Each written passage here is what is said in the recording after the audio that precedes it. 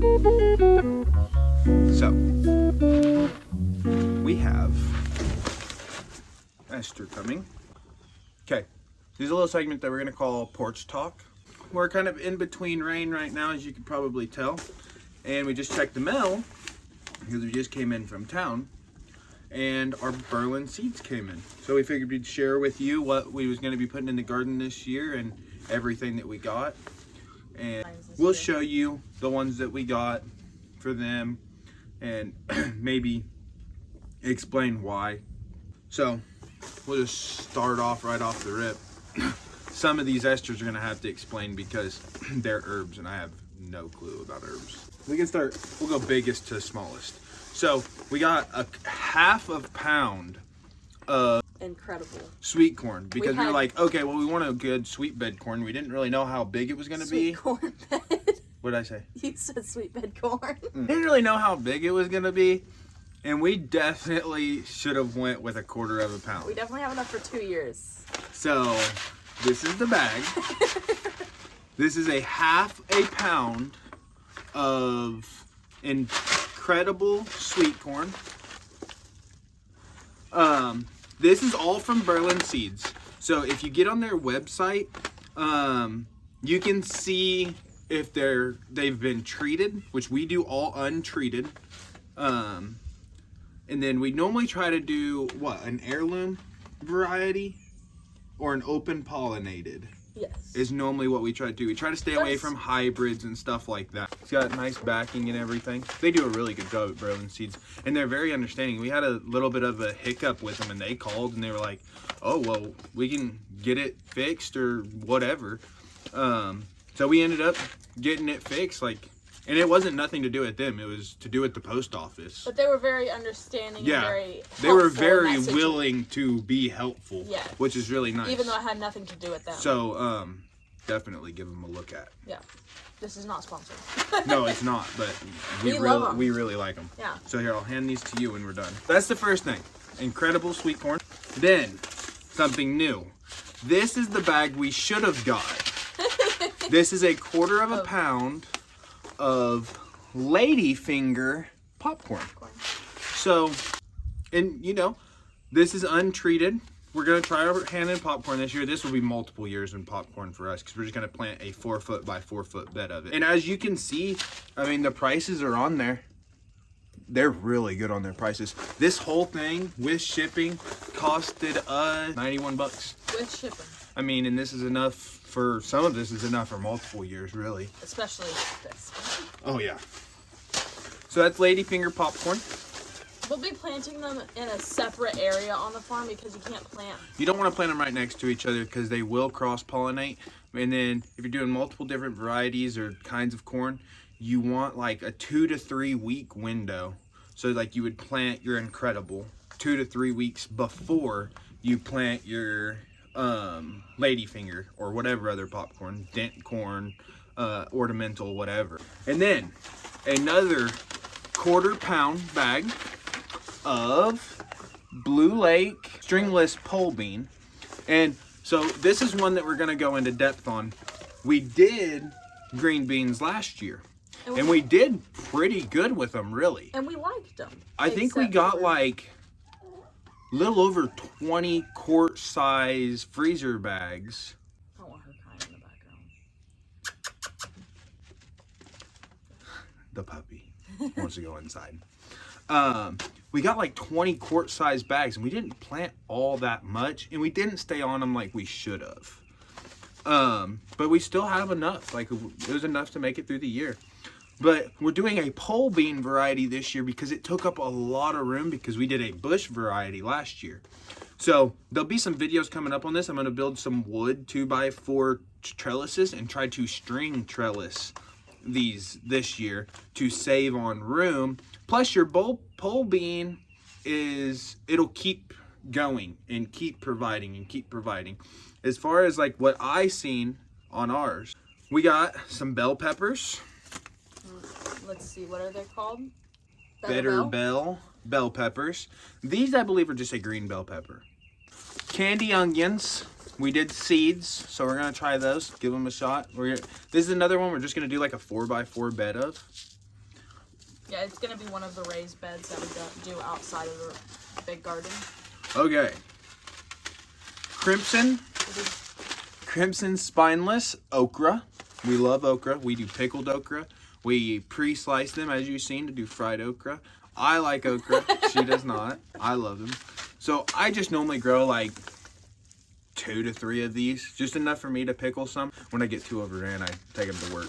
It's one of those things, like, you'll get burnt out on gardening if you only grow the stuff that you need to survive the year.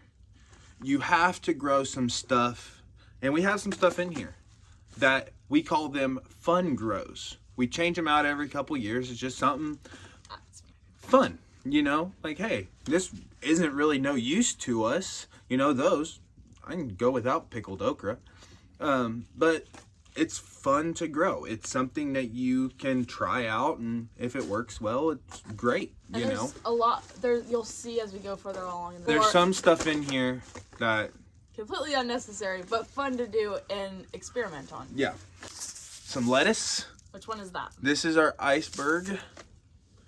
This is a head lettuce. It's something that we do. You can't really save lettuce. So that's another one that we like it. It's a seasonal thing.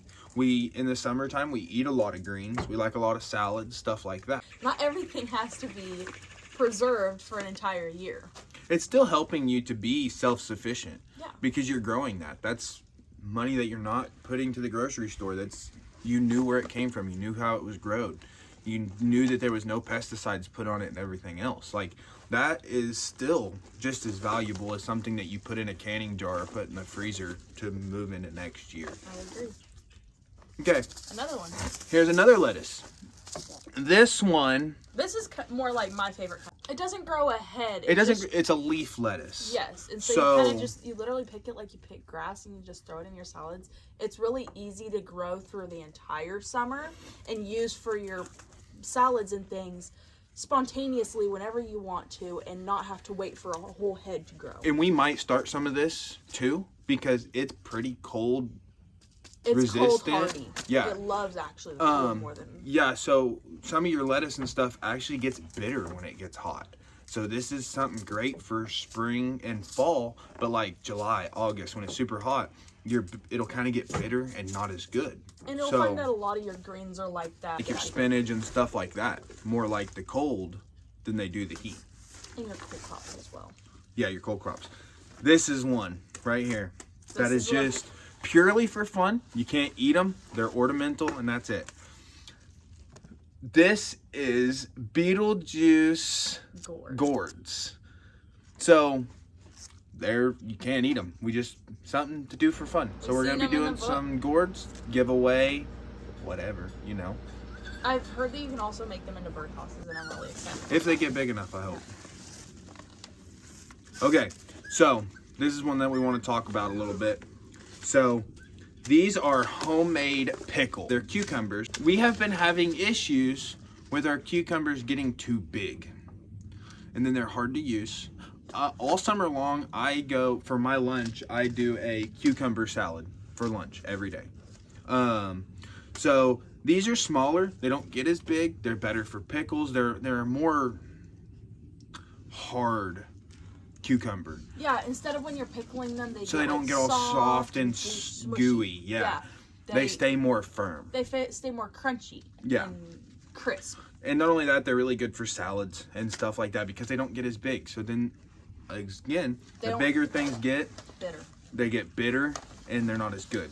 So these are smaller, more usable for us because we always end up getting way overran with cucumbers. We always end up planting way too much, and they're just a heavy producer. We know cucumbers grow real well. We've done a bunch of different variety of cucumbers and just been absolutely overrun every year with them. We always are ending up like, anytime somebody comes over, hey, take this bag of cucumbers home. Literally every time somebody comes over in the summertime, we're like, please take cucumbers home. I was like, hey, you like cucumbers? Yeah. So cucumbers are one of those things. We really just grow them for pickles in my lunch, but it helps. Okay, we had to take a little bit of a pause, put the puppy inside. And my hands were getting a little full. Getting a little full over there. So we do still have quite a few more to go through here. We'll kind of speed round these. Some tango celery. And I'm really excited because that's a really easy way to be self-sufficient right there. Carrots. This is the sugar snacks. This is a new variety we're trying too. I mean, the kids love carrots. They'll snack on them all I day take them long. for lunch. Yeah. Those are another thing that we're going to put in a 4x4 raised bed. Yes. So that's something that we're hoping that helps. Them. Brussels sprouts. Again, we tried them. This is one of those things we have tried. And tried. For like 3 years to grow. And just never had luck. So, don't be sad if you do not see these in any of the upcoming videos. Broccoli. Now wait. This is Imperial. So, this likes to cool. The heat will make this bolt. Generally, broccoli goes bad in the heat. But we bought this one specifically because it says it's heat tolerant. Our climate has a lot of heat. Yeah. The ones that we grew last year, we had some that bolted. Like, it wasn't ready, and then the next day you walk out there and it's all flowered. And that's the thing with this, is the heat will make this bolt and go to seed. So, we bought one that was a little bit more heat resistant. Sugar Sweet 100s. This is a cherry tomato variety. So, we're growing this because a lot of our bigger tomatoes we turn into marinara, and we're going to be doing barbecue sauce and stuff like that this year. So a lot of our big tomatoes are already used before they're grown. Here's one. This is our new one that we're trying. This is buffalo steak. These are supposed to be really meaty. Really meaty. Good for pasta mix, tomato sauce. It's good for your tomato sauce and cooking down into marinara and your barbecue and stuff like that. Because you don't want if you look in between the meat on a regular tomato, it's got all of the watery stuff in there, and so you don't want you cook off. You cook it off. You want a tomato that has a lot of meat to it. Because you're going to be spending less time sitting there cooking it. We had a lot of tomatoes, and I was impressed and disappointed at the same time with what it did. Like Amish paste. I think we got some of those that we're doing this year. We bought some last year, and they were too late. I bought them too late in the year, so we ended up not growing them, but we will be growing them this year. Amish paste is made for making tomato products out of. And this beef steak has a lot of meat too. Yeah. Tomato is something that we're going to be growing a lot of, again, because we grew so much of them last year and we did so good with them, and it's really easy to preserve them, that we're going to be growing probably about twice as much, maybe 3 times as much tomatoes this year, because we're going to make our trellis a lot longer. And then on both sides, I'm going to be planting different kinds. And we're going to be planting about 16 plants of them all together. Yeah, so we're doing, we're going to trellis them the same way as we did last year with our cattle panels. But instead of doing 8-foot cattle panels, we're going to be doing 16-foot cattle panels. So we're going to do 2 16-footers with 8 plants roughly a piece of the beef steak and the Amish paste. Mm-hmm. So we should have a lot more too this year. Yeah. Here's one that's really good for self-sufficiency right here. It stores well, and it stores for long, and it can replace a lot of things. This replaces a lot of pasta. That's what I was about to say. We've talked a lot on here about, or at least I have on some of my shorts, about the recipes that I do with this. So this is butter baby squash. This is a winter squash like this. And this can replace a lot of things. A lot. And make it a healthier version of those things. Yeah, so you don't have your pasta with your gluten and everything else.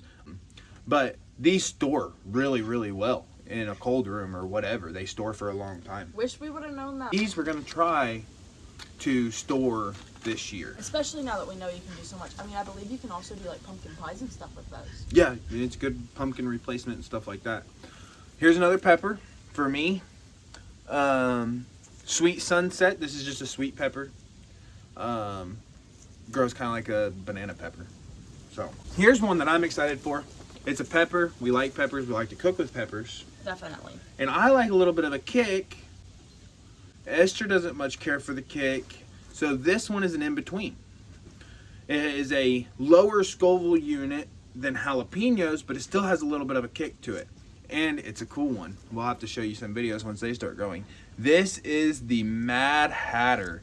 They grow pretty cool. And some of these we might stitch in a picture or something of them, of them grown. But these are, I'm excited for these. I always grow at least one variety that's kind of cool. So that's all I'm gonna do because these are herbs. So the rest of them she'll.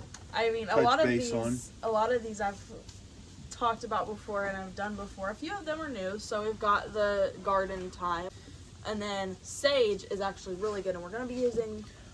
We are kicking around the idea of we're not keeping any of our baby goats. We're gonna grow them out and we're gonna get rid of them, and they're gonna help profit the homestead. I promise this has a point. We're gonna use them to profit the homestead. This year we're hoping to sell a couple and either trade, barter, or buy a hog. Yes. And that's where that sage will come in handy, is doing sausage. My Munstead lavender. Looks like we're about to get rain. This is my Munstead lavender again this year. I've had a really hard time growing lavender, and so I'm gonna try it again. Last year I planted lavender. It literally didn't even come up. It is a perennial, so I'm gonna overwinter this. I'm still gonna try to grow it. I'm gonna use the grow light and everything just in case my lavender doesn't grow, but there is a possibility that the seeds that I planted last year grow this year because they've been overwintered now. So we have those just in case.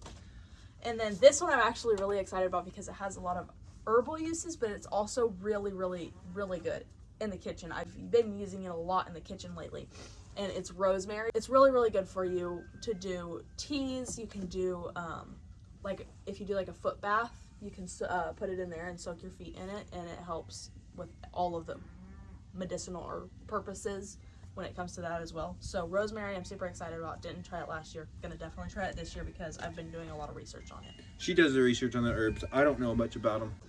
Next is feverfew. Again, it's another one I haven't tried, but I've heard a lot about it. Done a lot of research on it. It's good from what I've heard. It's good for scrapes, bumps, bruises, headaches, migraines. That's another big seller on it for me because I get migraines. Sometimes he even gets really bad migraines. So that was a big seller on me, that it was good for migraines and headaches and things. It makes you get away from the ibuprofen. All right, and the last one is absolutely my favorite. This is I can't say it's my favorite. I have two favorites. This one and of course my hyssop. My hyssop, it's a perennial. But this one, so it's chamomile, but it's German chamomile, so it's not a it's become his favorite as well. It's not perennial. Some chamomiles are perennial. They don't sell any that are, so I didn't end up being able to get any, but this one I'll just grow every year, and this year I'm definitely going to be growing more of it because last year I had no idea how it grows. Each plant will only give you like 4 to 5 flowers, and those flowers are itty bitty, and you need a lot of them to make tea. So I'm going to be growing like a patch of chamomile this year. And so I'm really excited to grow that one. I think I actually still have some, so we'll use a lot of this bag and maybe even the rest of the last one. You use a lot of it. And it helps with winding down and going, like helping you fall asleep and stuff, which I have a hard time with. He has a really hard time. So I've been drinking a lot of it. And it also helps with congestion and stuff. So when you're sick, I drink a lot of it. It's definitely our sick go-to around here. And also if I'm having a hard time winding down some nights. He calls it his camel tea.